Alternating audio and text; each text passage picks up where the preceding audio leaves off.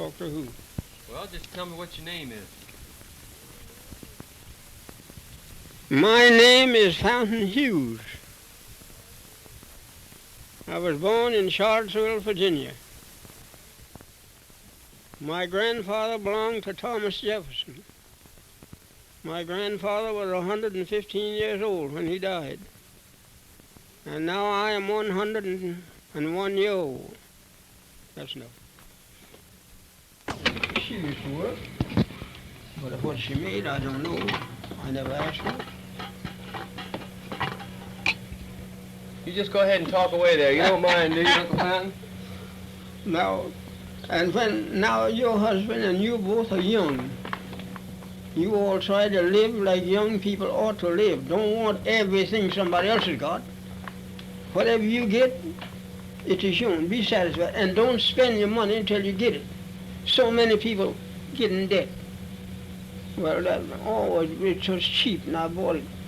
You spend your money before you get it because you're going in debt for what you want.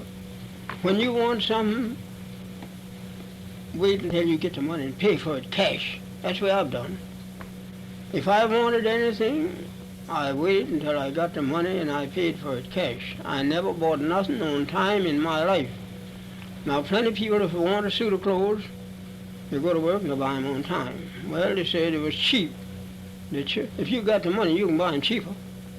They want something for waiting on you for till you get ready to pay them. And if you got the money, you can go where you choose and buy it when you want it. You see? Don't buy it because somebody else go down and run a debt and run a bill, or I'm going to run it too. Don't do that. I never done it. Now, I'm 100 years old and I don't owe nobody 5 cents. And I ain't got no money either. I'm happy, just as happy as somebody that got millions. Nothing worries me. My head ain't even white. Nothing in the world worries me. I can sit here in this house till night. Nobody can come and say, Mr. Hughes, you owe me a quarter, you owe me $1, you owe me 5 cents. No, you can't. I don't owe you nothing. Why? I never made no bills in my life. And I'm living too. And I'm 100 years old. And if you take my advice today, you'll never make a bill. Of course, what you want, give me money, pay them cash. And then the rest of the money is yours. But when you run a bill, so much and so much, and you don't have to pay it. Nothing down. It's all, and when you come to pay, it's all, you have to pay no more. But they'll charge you more. They're getting something out of it, else they wouldn't trust you. But I can't just say what they're getting. But they're getting something out of it, else they wouldn't want your credit. Now, I tell you that. Anybody that trusts you for $2 or have an account with them by the month or by the week, store account or any account, they're getting something out of it. Else they don't want to accommodate you that much to trust you. Now, if I want, of course I ain't got no clothes, but if I want some clothes, if I ain't got no money, I'm going to wait till I get the money to buy them. Indeed I am. I'm not going to say, of course, I can get them on trust. I go down and get them. I got to pay $1 more anyhow. They'll either charge more if they said taxes or so much. But if I got the money to pay cash, I pay the taxes all down cash. Then it's all done with. So many colored people is head over heels in debt. Trust them. Trust. I get it on time. If I want a set of furniture, go down and pay down so much and the rest on time. You done paid for them then. When you pay down so much, you may charge you $50 for $100 for a set, and you pay down $25 cash. You done paid for them. That's all it was worth, $25. And you pay. Now I'm $75 in debt now because I have to pay $100. That's it, and it's only worth about $25. But you bind on time. But people ain't got sense enough to know it. But when you get old like I am, you come in and think, well, I have done wrong. I should have kept my money until I wanted this thing, and when I want it, I take my money and go cash for it. Else I do without it. Yes. Suppose you want a new dress. You say, well, I'd buy it, but I don't need it. but I can get there on time. Well, let's go down to the store today and get something on time. Well, you go down and get dressed on time, something else, and I want that to sell that to you on time. You don't have to pay nothing down. But there's a payday coming. And when that payday comes, they want you to come pay them. If you don't, they can't get no more. Well, if you never do that, if you don't start it, you will never end it. I never did buy nothing on time. I must tell you, and this, I'm sitting right here now today, and if it's the last word I've got to tell you, I never even much as tried to buy a shirt on time. And plenty of people go to work, down to the store and buy $3 and $4 for a shirt, $2, $3, $7, $8 for a pair of pants. Of course, they get them on time. I don't know, no. I say, I buy something for $5. Of course, I got the $5. I'll pay for it. I'm done with that. You talk about how old you are, Uncle Fountain. Well, how far back do you remember? I remember. Well, I tell you, things come to me in spells, you know. I remember things more when I'm laying down than I do when I'm walking around. Mm-hmm. Now, in my boy days, boys lived quite different from the way they live now. But boys wasn't as mean as they are now either. Boys lived to, they had a good time. The masters didn't treat them bad. And they was always satisfied. They never wore no shoes until they was 12 or 13 years old. And now people put on shoes on babies, you know, when they're month old. I don't know how old. Put shoes on babies. Just as soon as you see them out in the street, they got shoes on. I told a woman the other day, I said, I never had no shoes till I was 13 years old. She said, well, but you bruise your feet all up and stump your toes. I said, yes, many times I've stumped my toes and the blood run out of them. That didn't make them buy me no shoes. And I've been, you wore a dress like a woman till I'd be 10, 12, 13 years old. So you wore a dress, Phil? Yes, I didn't wear no pants because they didn't make boys pants. Boys wore dresses. Now the women's wearing the dresses and the boys are going with the women's wearing the pants now and the boys wearing the dresses still. Who did you work for, Uncle Fountain? Who did I work for? Yeah. You mean when I was a slave? Yeah, when you were a slave, who did you work for? Well, I belonged to Burnley's when I was a slave. My mother belonged to Burnley's. But we was all slave children. And soon after, when we found out that we were free, well, then we were bound out to different people, Ficklin, and Andrews, and all such people as that. And we'd run away and wouldn't stay with them. Well, then we'd just go and stay anywhere we could, and lay out at night and anywhere. We had no home, you know. We just turned out like a lot of cattle. You know how to turn the cattle out in the pasture? Well, after freedom, you know, colored people didn't have nothing. Colored people didn't have no beds when they were slaves. They all slept on the floor. Pallet here, pallet there. Just like a lot of wild people. We didn't know nothing. Didn't like to look at no book. And there were some freeborn colored people where they had a little education, but there were very few of them where we was. And we all had a, what you call, I might call it now, jail sentence. Just same as we were in jail. Now I couldn't go from here across the street, or I couldn't go to nobody's house without I have a note or something from my master. And if I had that pass, that was what we call a pass. If I had that pass, I could go wherever he sent me, and I'd have to be back. You know, whoever he sent me to, they'd give me another pass, and I'd bring that back, so to show how long I'd been gone. We couldn't go out and stay an hour or 2 hours or something like that. Just send you, now say for instance, I'd go out to Shirley's place, I'd have to walk, and I'd have to be back maybe in hour, maybe they'd give me an hour, I don't know just how long they'd give me. But they'd give me a note so there wouldn't nobody interfere with me and tell who I belonged to. And when I come back, why, I carry it to my master and give that to him. That'd be all right. But I couldn't just walk away like the people does now, you know. It was what they call, we were slaves. We belonged to people.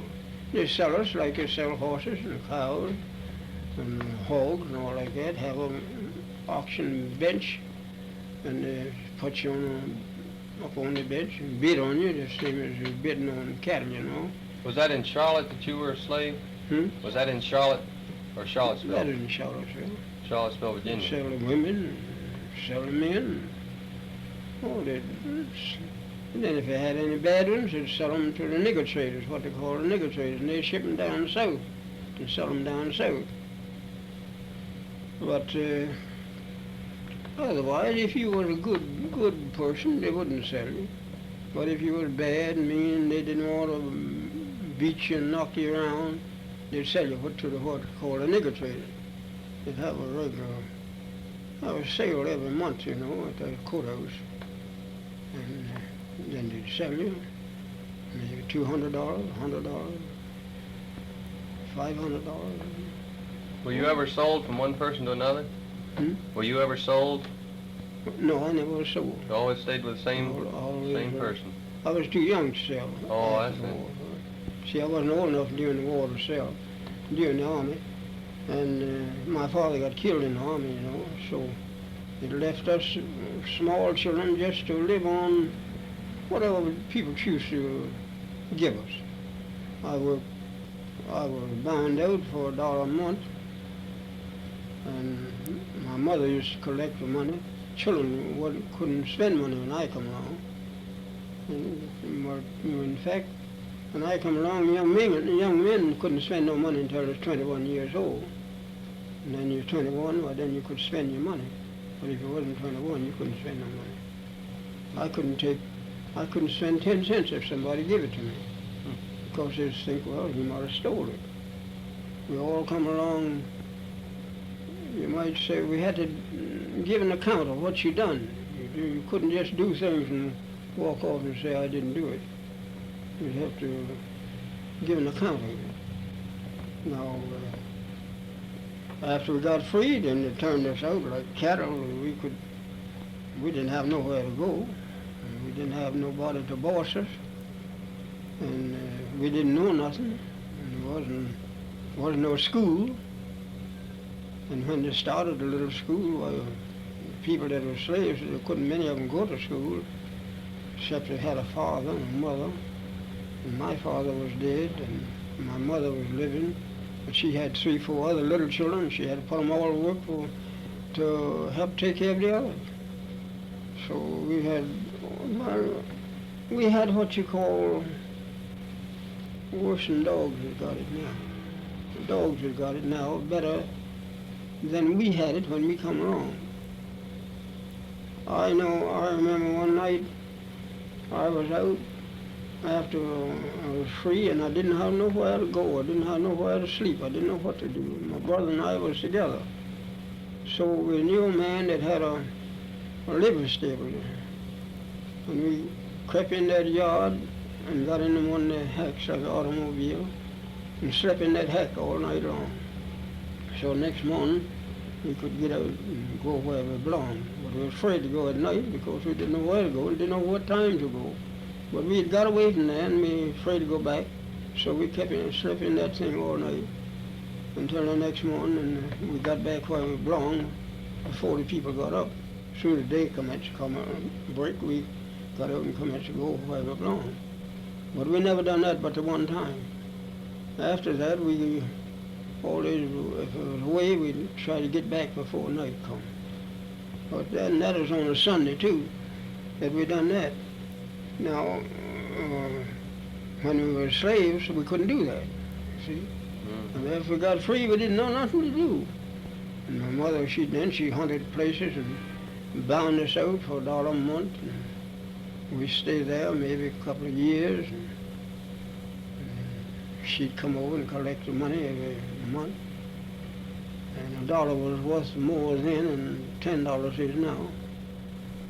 And the men used to work for $10 a month, $120 a year, used to hire that way. Now you can't get a man for $50 a month. If you pay a man now $50 a month, you don't want to work for it. More like $50 a week nowadays. Well, that's just it exactly. They want $50 a week, and they ain't got no more now, and we had then, and we, no more money, but of course they bought more stuff, more property and all like that. We didn't have no property, we didn't have no home, we had nowhere, nothing, we didn't have nothing on it, just like the cattle, we just turned out and get along the best you could. Nobody to look after us, so we've been slaves all our lives. My mother was a slave, my sister was a slave, father was a slave. Who was your father a slave for, Uncle Fountain? He's a slave for Burnley. He belonged to Burnley. Didn't he belong to Thomas Jefferson at one time? He didn't belong to Thomas Jefferson. My grandfather belonged to Thomas Jefferson. Oh, your grandfather did? Yeah. Mm-hmm. And my father belonged to Burnley. And Burnley died during the wartime because he was afraid he'd have to go to war. But now, in them days, you could hire a substitute to take your place. Well, he couldn't get a substitute to take his place, so he ran away from home. And he took cold. And when he come back, the war was over, but he died. And then, if he had lived, it wouldn't have been no good. The Yankees just come along and just broke the mill open and rolled all the flour out in the river and broke the stove and sold all the meat out in the street and sold all the sugar out. And we boys would pick it up and carry it and give it to our old missus and master, young masters, until we come to be, well, I don't know how. I don't know, to tell you the truth. When I think of it today, I don't know how I'm living. None of the rest of them as I know of is living. I'm the oldest one that I know that's living. But still, I'm thankful to the Lord. Now, if my master wanted to send me, he never said you couldn't get a horse and ride and walk. You know, walk. You'd be barefooted, cold, but it didn't make no difference. He wasn't no more than a dog, some of them in them days. He wasn't treated as good as you treat dogs now. But still, I don't like to talk about it, because it makes people feel bad, you know. Well, I could say a whole lot I don't like to say. I won't say a whole lot, no. Do you remember much about the Civil War? No, I don't remember much about it. You were a little young then, I guess, huh? I remember when the Yankees come along and took all the good horses and sold all the meat and flour and sugar and stuff out in the river and let it go down the river. And they know the people wouldn't have nothing to live on, but they done that. And that's the reason why I don't like to talk about it. And people, and if you was cooking anything to eat in there for yourself, and if they was hungry, they'd go and eat it all up, and you'd get nothing. They'd just come in and drink up all the milk, and just do as you please. Sometimes they'd be passing by all night long, walking, mudding, raining. Oh, they have a terrible time. Colored people is free. Ought to be awful thankful. And some of them are sorry they are free now. Some of them now would rather be slaves. Which would you rather be, Uncle Fountain? Me? Which I'd rather be? You know what I'd rather do? If I thought, had any idea, that I'd ever be a slave again, I'd take a gun and just end it all right away. Because you're nothing but a dog. You're not a thing but a dog. Night never comes out. You have nothing to do. Time to cut tobacco. If they want you to cut all night long out in the field, you cut. And if they want you to hang all night long, you hang tobacco. It didn't matter about your tired, being tired, you're afraid to say you're tired. They just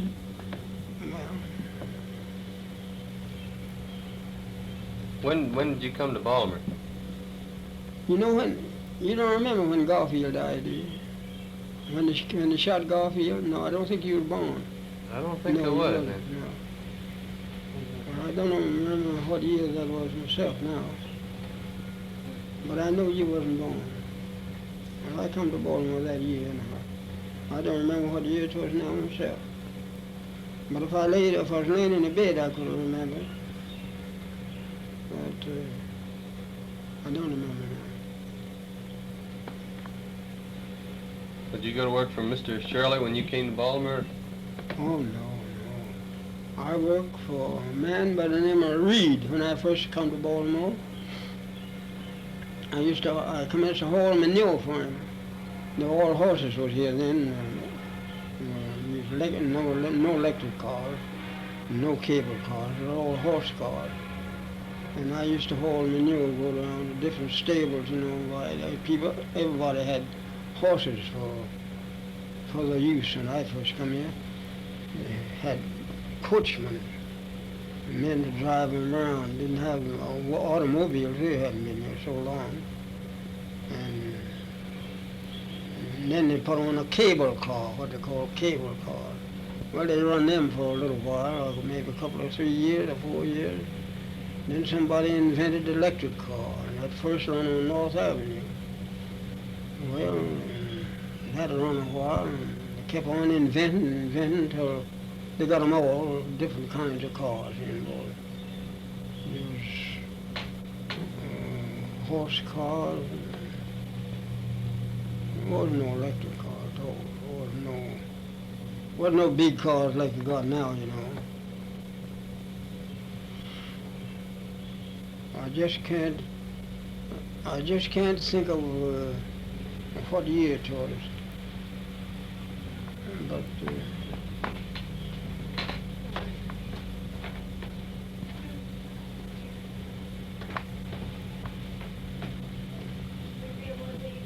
Yeah.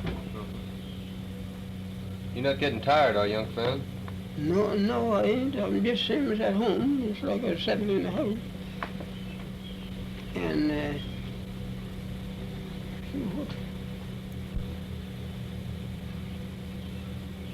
I was thinking about, now you know how we served the Lord when I come along, a boy? How was that? We would go to somebody's house, and well, we didn't have no house like they got now, you know. We had these what they call log cabins. And they have maybe one old colored man would be there, maybe he'd be as old as I am, and he'd be the preacher. Not as old as I am now, but he'd be the preacher, and they'd all sit down and listen to him talk about the Lord. Well, he'd say, well, I wonder, sometimes he'd say, I wonder if we'll ever be free. Well, some of them say, well, we're going to ask the Lord to free us. So they say, well, we're going to sing. Wonder shall I ever reach heaven? Or wonder shall I fly? And they would sing that for about an hour. Then the next one they'd get up and say, let's sing a song.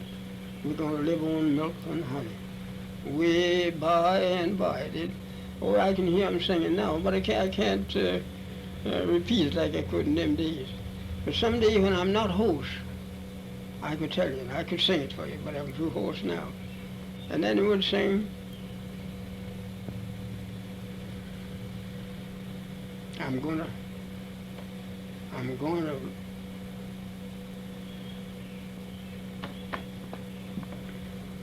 sing around the altar. Oh, I wish I could sing it for you. I'm going to sing around. Well, I wish you could too. And someday you come over here and I'm not host, you get me to come up here and I'll sing. I'll try to sing it for you. Okay, I'm going to do that. It says, now, I heard people here now sing about roll, Jordan, roll. Well, that's old time people. That's what the old people used to sing in the old back days. So roll, Jordan, roll? Yeah, but they don't sing it like the old people used to sing it in them days. Mm-hmm. They sing it quite different now. There's another one they sing, by and by, when the morning comes. Well, they sing that different too. But they're getting the old people's song. I hear them come over the radio. I know them all just as good as they, but they sing them different. They have different names. Yes, well, they cut them off short and all like that. It's, if I had my voice, I would sing just one for you so you're going at it, but I can't do it on account of my voice. But someday you come over here, you come and call me up and let me know how my voice is. Ever since I took that medicine from that doctor, it hurt my voice. Now there was a preacher in my house the other night. He lived right next door to me, and he played on the piano. And he played something, and I sung it for him. And now he wants me to go down to his church next Sunday. I told him, I said, now if I go down to your church, I'll not sing nothing. Because if I do, I'll get hoarse, I can't talk. But he said, Brother Hughes, I don't care whether you're singing. I just want you to go down there and let the people see who you are. Let them see what the old people is. I said, well, I'll be glad to go down with you. So next Sunday, I'm going down to his church if I leave and nothing happens. Yeah. But if he sings something old, just sing along with it. I feel the spirit now, but I can't. I got to keep quiet. Now, do you ever hear this fellow that comes over the radio? I think they call him Home. Comes over Sunday night about 12 o'clock on WFBR. No, I don't know if I've ever heard him or not. Well, you turn him on. He comes on a quarter after 11 on Sunday night. Well, you must have heard him because he says, you can't keep a good man down. So he makes so much noise, look like everybody ought to hear him. But now when that fellow comes on, I'm laying in the bed. Don't you know, I get just so I got to be in that because it's all old-time business. And somebody don't like it. They says, I don't like Home. I says, why? Oh, he says it makes too much noise. I said, well, the Bible said make a noise over Jesus. Jesus said make a noise over me. So he makes a noise over me. And I does enjoy it, certainly, sure. Oh, everybody, and he's got a big crowd, and we just get so happy. I got to do that, too. Boy, when you feel the grace of God, you got to jump up. I lay in bed, I got to get up. Have to carry on. And then next morning I can't talk. Doctor gave me that medicine, it just tore me all to pieces. I sure hope it comes back again, because I'd like to hear you sing. The old people used to say, I wonder if I shall ever reach heaven, I wonder shall I fly. Well, I used to could sing it. Well, sometimes I feel the spirit, you know, and I might get to sing something again someday. People now, Do you go to church every Sunday, Uncle Fenton? I don't go to church at all. I listen to the radio. Listen to it on the radio, huh? Because I'll tell you why I don't go to church. Do you rather not have this on? You rather not tell me, or you rather not have this on when you tell me? It don't make a difference. I ain't gonna say nothing wrong. I ain't gonna say something. If I think